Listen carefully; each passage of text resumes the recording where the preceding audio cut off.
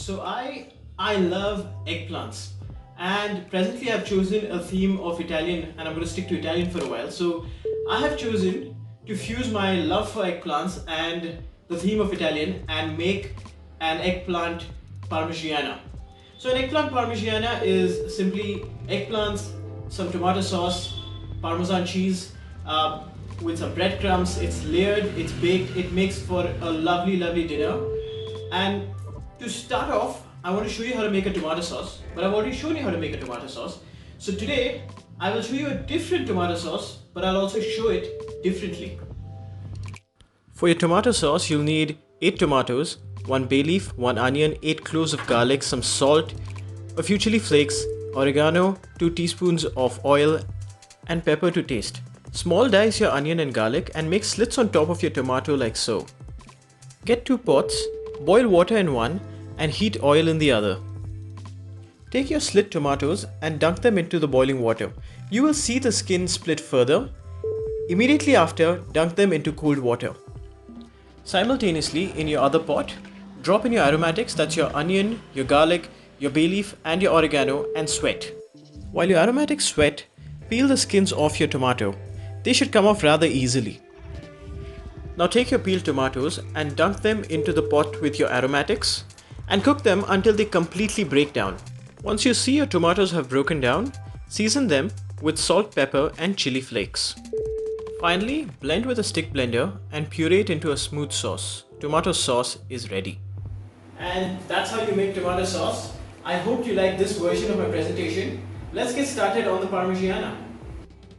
So you will need 2 eggplants, brinjals, aubergines, whatever you want to call them. So if they're not big enough, you might even need 3. A slab of parmesan. I'm going to grate the whole slab of parmesan for this dish.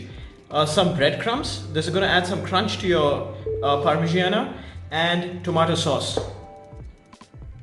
Now start working on your eggplants. Cut the ends off and begin to slice your eggplants into 1 centimeter thick slices. Now arrange your sliced eggplants onto a tray and begin to salt both sides of the slices thoroughly. Rest them for 5 minutes, and 5 minutes on you will see they've lost quite some moisture. Now lightly oil both sides of your sliced eggplants, and before you begin to grill them, season them with a little bit of pepper. Get a griddle pan and get it smoking hot. Once you see your pan is nice and hot, add some oil onto your pan and begin placing your slices onto this hot griddle pan.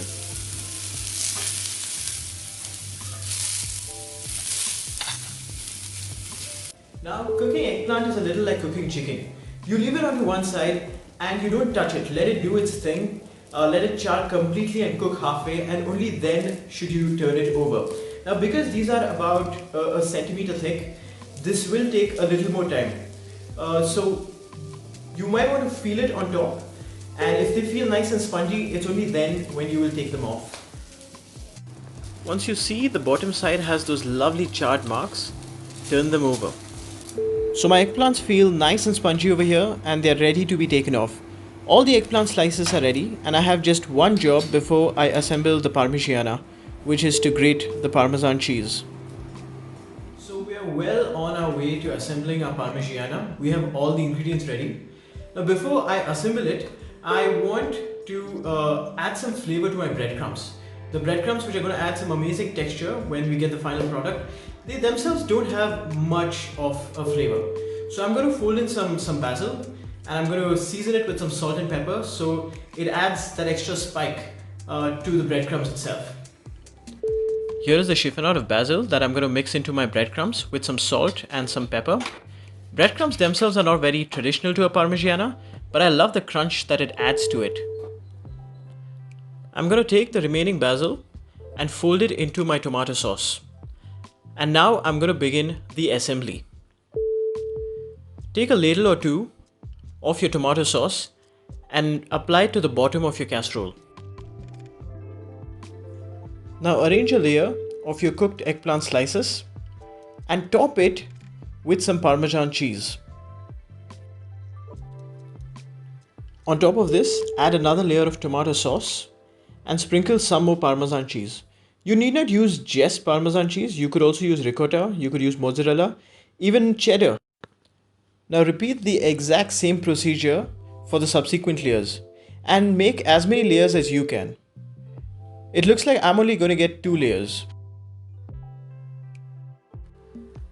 Once you're done assembling the many layers, take the remainder of your Parmesan cheese and sprinkle it on top of your bake. You could really leave it at this stage, but I like adding some breadcrumbs for that extra crunch. Now place this in a 200 degrees centigrade oven for about 20 minutes till the cheese is completely melted away and your breadcrumbs turn golden brown. So our Parmigiana is minutes away, and before I plate it, let me quickly show you how to make a simple coleslaw to go with it. So for this I have some chiffonade of cabbage, some carrot, a teaspoon of sugar, pepper, salt and half a lemon. In the salad bowl, combine your cabbage with your carrot and go in with your sugar, your salt and a little bit of pepper.